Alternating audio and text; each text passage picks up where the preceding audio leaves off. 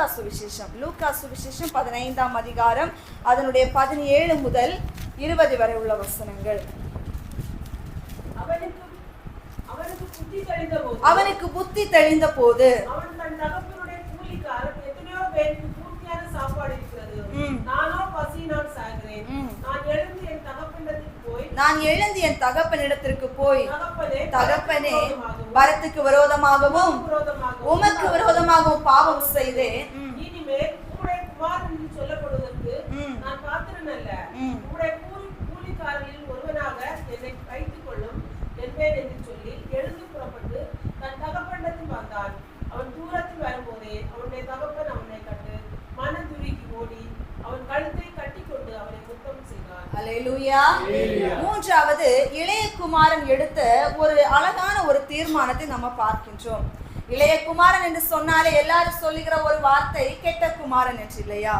அந்த அப்பாவுக்கு 2 பிள்ளைங்க இருந்தது உண்மைதான். ஆனால் இளைய குமாரன் தன்னுடைய வாழ்க்கையில அவர் செய்த ஒரு தவறான முதல் ஒரு தீர்மானம் என்னன்னா, உலகத்தின் ஆஸ்திகள் ஐஸ்வர்யங்கள் தான் மேன்மை என்று எண்ணி அப்பா கிட்ட இருக்கிற சொத்திலிருந்து தனக்கென்று பங்கை வாங்கி கொண்டு உலகத்திலே போய் சீர்கேடான ஒரு வாழ்க்கை வாழ்ந்து எல்லாவற்றையும் தொலைத்து ஒன்றும் இல்லாம நிற்கிற பொழுது ரொம்ப பசி, பன்றிக்கு கொடுக்கிற தவிடு கூட அவருக்கு சாப்பிடுறதுக்கு கிடைக்கல. அந்த நேரத்துல அவருக்கு புத்தி தெளிகிறது பாருங்க. இப்ப அவருடைய புத்தி தெளிந்த உடனே அவர் ஒரு தீர்மானம் எடுக்கிறாரு. என்ன தீர்மானம் தெரியுமா? அவர் சொல்றாரு, நான் எழும்பி யார்கிட்ட போக போறேன்? அப்பா கிட்ட போக போறேன். போய் என்ன சொல்ல போறேன்னா, அப்பா, நான் வரத்துக்கு விரோதமாக தேவனுக்கு விரோதமாகவும் உங்களை கஷ்டப்படுத்தும்படி உங்களுக்கு விரோதமாகவும் நான் என்ன பண்ணிட்டேன்? தப்பு செஞ்சுட்டேன், பாவம் செஞ்சுட்டேன். இனி உங்க பிள்ளைன்னு சொல்றதுக்கு எனக்கு எந்த தகுதியும் இல்லை. உங்க வீட்டுல ஒரு வேலைக்காரனை நான் இருந்துக்கிறேன்னு சொல்லிட்டு எங்க அப்பா கிட்ட நான் மறுபடியும் போய் மன்னிப்பு கேட்க போகிறேன். மனம் உணர்ந்து பிழை உணர்ந்து நான் திருந்தி வாழ போகிறேன்னு சொல்லிட்டு ஒரு அழகான ஒரு தீர்மானம் எடுக்கிறாரு. இந்த தீர்மானத்தை தேவன் அங்கீகரித்தாரா இல்லையா? அங்கீகரித்தாரு. இப்படி ஒரு முடிவை எடுத்துட்டு நடந்து போகும் பொழுதே தூரத்துல இருந்து மகனை பார்த்த உடனே அப்பாவுக்கு ரொம்ப சந்தோஷம். என் மகன் அதோ வருகிறான், என்னைக்கோ எல்லாத்தையும் சண்டை போட்டு வாங்கிட்டு போனவன் திரும்ப இப்படி வரானே, நல்ல வஸ்திரம் போட்டிருந்தான், ஒண்ணுமே இல்லை. எவ்வளவு விலை உயர்ந்து அவனுக்கு நான் எல்லா அணிகலன்களை போட்டிருந்தேன், ஒண்ணுமே இல்லை. அவன் ஒரு எலி என்னது தேய்ந்து போய் எலும்பு தோலுமா கடந்து வரானேன்னு சொல்லிட்டு அப்பா அவனை கண்ட உடனே ஓடி போய் கட்டி பிடித்து முத்தம் செய்து அரவணைத்து அவர் சொல்றாரு, அவன் சொல்லாமலேயே அவர் சொல்றாரு, என்ன தெரியுமா? என் பையனுக்கு நல்ல விலை உயர்ந்த வஸ்திரத்தை கொண்டு வாருங்க, அவனுக்கு நல்ல மோதிரத்தை கொண்டு வாருங்க, அவனுக்கு அதை கொண்டு வாங்க, இதை கொண்டு வாங்கன்னு அவனை அலங்கரிக்கிறாரு.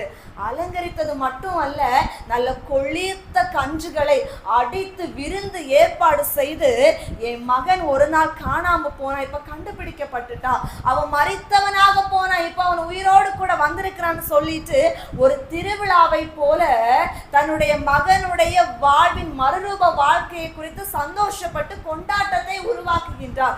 என்ன புரிந்து கொள்ள முடிகிறது என்றால், நம்ம வாழ்க்கையில ஏதோ ஒரு பாவத்தை செஞ்சு தேவன் நமக்கு கொடுத்த வாழ்க்கையை விட்டு நம்ம தூரம் போய் பலவிதமான பாவத்தினால் ஒரு இடரல் நிறைந்த ஒரு வாழ்க்கை நம்ம வாழ்ந்து கொண்டிருந்தோம்.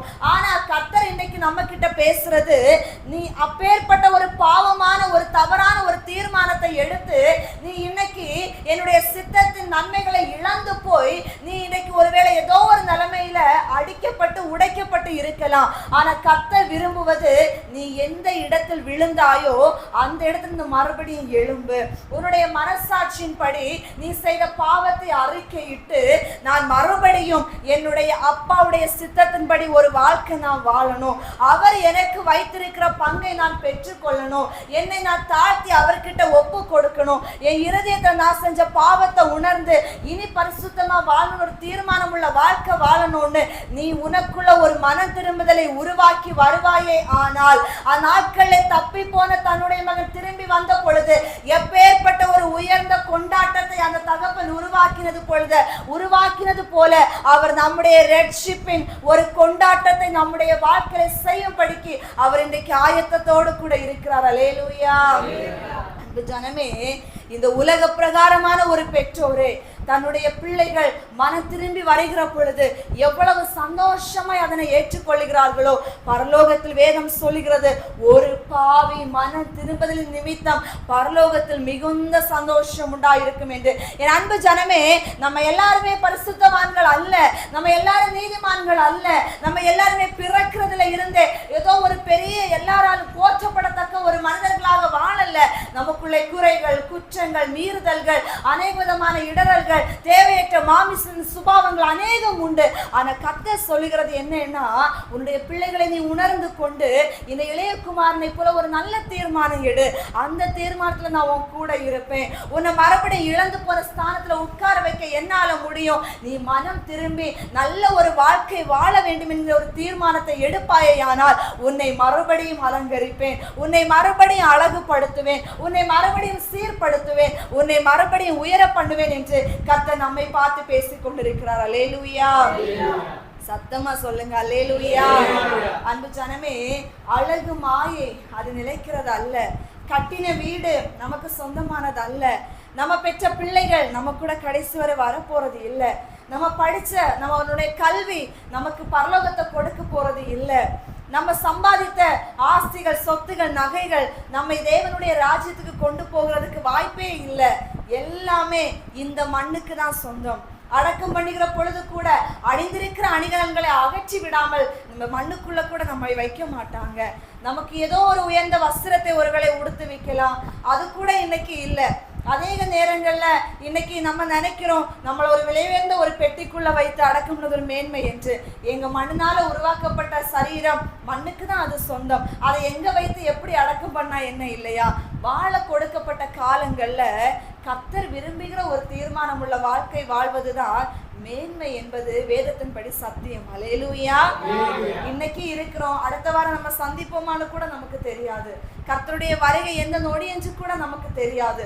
தேசத்துல நடக்கிற சம்பவங்கள் எவ்வளவு பெரிய ஐயத்தையும் அச்சத்தையும் நமக்கு ஒவ்வொரு நாளும் கொடுக்கிறது என்பதுதான் வேதத்தின்படி உண்மையான ஒரு காரியம். கடைசி காலத்தின் அடையாளங்கள் நடந்து கொண்டிருக்கிறது. காதுகளை ஒவ்வொரு நாளும் கேட்டுக்கொண்டிருக்கிறோம். எனவே நம்ம வாழ்க்கையில ஏதோ 100 வருடத்திற்கு அப்பால் உள்ள நோக்கங்களை குறித்து சிந்தித்துக் கொண்டு இந்த நாளை இழந்து விடாமல் கொடுக்கப்பட்ட தருணத்தை உண்மையோடு பயன்படுத்துவோம். கர்த்தர் அவருடைய ரட்சிப்பின் பாதையில் நம்மை நடத்துவார்.